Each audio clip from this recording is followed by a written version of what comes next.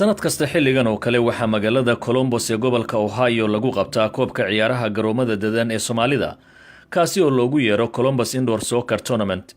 Koobkan oo la qabanayo sanadkiisii 17aad ayaa waxa uu kulmiyaa ciyaartoy aad u da'yar oo weli ku jira dugsiyada hoose waxbarashada.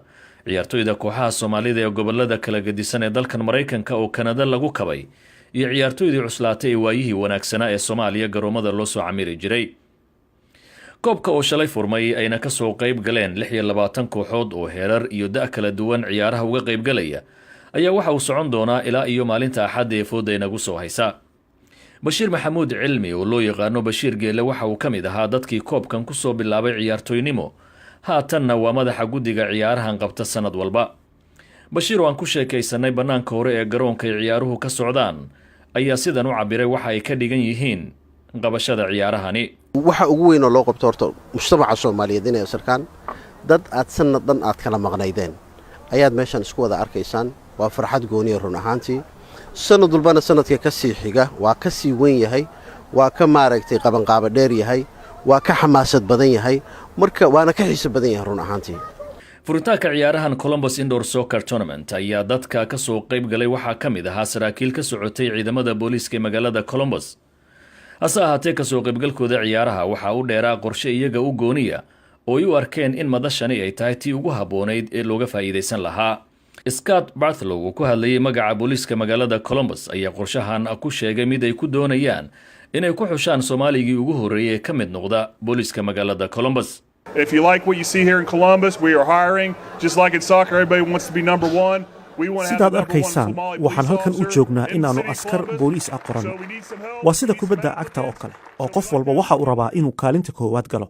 annaguna sidaas oo kale ayaanu rabnaa inaanu helno dhalinyaro Soomaaliyeed oo saraakiil booliis noqota oo ka shaqaysa magaaladan Columbus. sidaas awgeed waxaanu idinka rabnaa inaad codsiyada shaqada soo gudbisaan oo aad nala shaqaysaan. dadweynihii garoonka ku sugnaa ayaa hadalkii sarkaalka sacabkan ku ajiibay.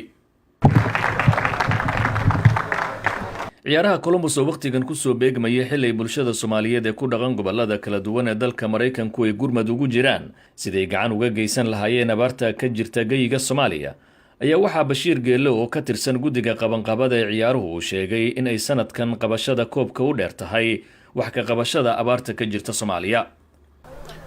waxaan rabnaa insha Allah biidhnillaahi alkariim hadduu Ilaahay noo yeelo in awareness aan ka samayno abaaraha wadanka ka jira. wadanka Soomaaliyeed wali dad ayaa ku baabaasan, wali dad ayaana helin roobkii, wali dad ayaa waxa waaye cuntadii wax ay quudan lahaayeen amaanta haysan.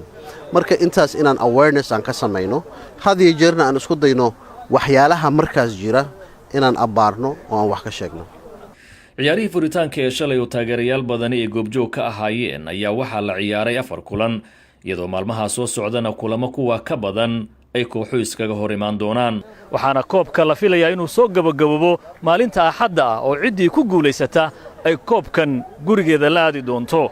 lama oga in koobkani uu halkan ku nagaan doono iyo inuu gobol kale u boqoli doono. Maxamuud Mascade, VOA, Columbus, Ohio.